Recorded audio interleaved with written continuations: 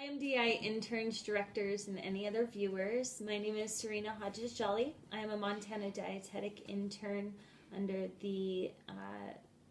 Montana State University MDI.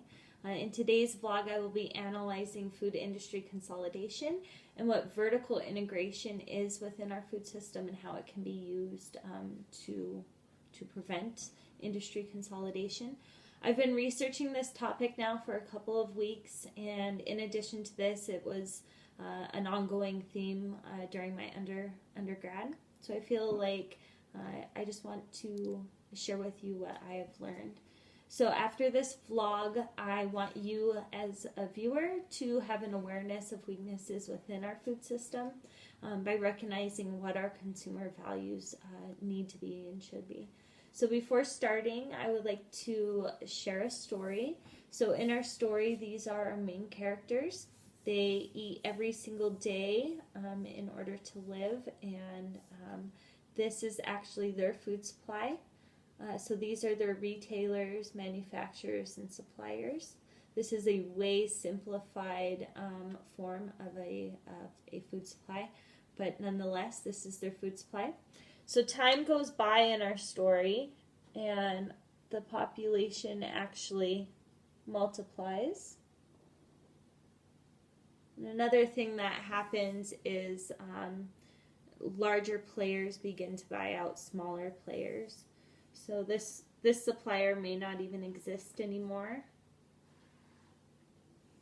And maybe this retailer goes out of business. See what happens. Eventually it just ends up getting pretty unstable. Main characters realized that their food was getting cheaper, the quality was getting less, and they knew it was because of the decreased number of players proportionate to the economic growth or the population growth that they had been experiencing. So how can our main characters of our story help maintain a healthy food supply for themselves? So what a healthier food supply chain for them would look like would be a few suppliers, a few manufacturers, a few retailers, and then one set of the population, depending on this supply. So when we have many small versions of this of food supply, if we have many versions and this one fails because they got infested with some horrible bugs, that's okay because we've still got people.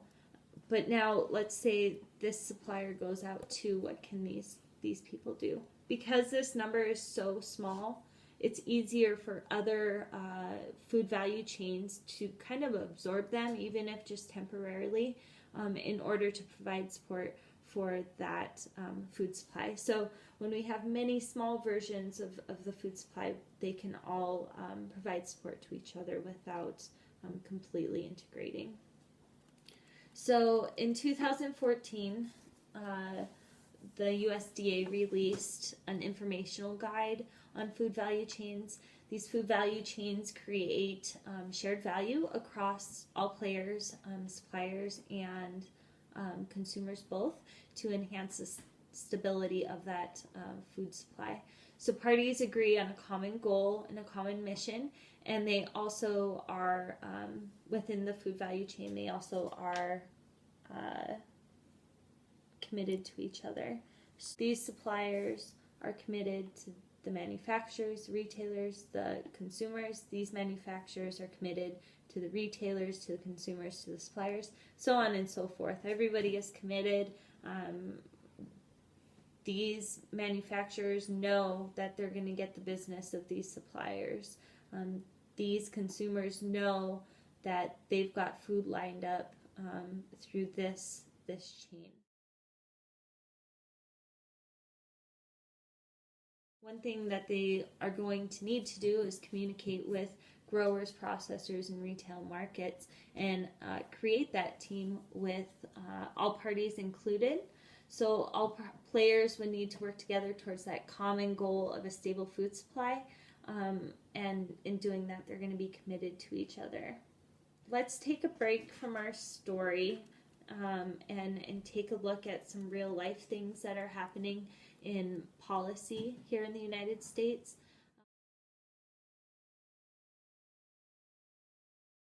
Some PSE changes, policy system environmental changes, that are currently happening right now. One of them is the Farm Bill, and this was initially started in 1933, and it wasn't so much intended specifically to support food value chains, although it kind of did just that, and it continues doing that. Farmers or suppliers, they're able to take out business loans. So let's say this farmer needs a new tractor or a new piece of equipment, generally too expensive to take on as an individual, but through the Farm Bill, they're able to take out a business loan for that. Another thing that the Farm Bill does that provides stability for our food supply is that it provides crop insurance, again, for these suppliers. So a lot of the policy effects or the changes that happen to the Farm Bill are based on the farmers. Not all of it, but those are two big pieces of it. Second piece of PSE change that I would like to discuss is utilized at a state level. So this is the Farm to School movement, and this is taking place in both the state of Montana, but also in the state of California. Within the Farm to School movement, students participate in Harvest of the Month at their public schools. During Harvest of the Month, kids are introduced to products that may or may not be something that they're used to, something that they know. Within Harvest of the Month, they are trying new foods that are local. They may even meet the farmer that actually grew that produce, that product. Another piece of the Farm to School movement is the school gardens. So students participate in growing their own tomatoes, growing their own squash, etc. So this is intended to increase long-term appreciation for a healthy food supply and could potentially even lead to relationships between young kids and parts or pieces of their food supply. So it is my hope for future generations that being a dietitian or even a nutrition enthusiast is more than just informing and counseling consumers on how to eat.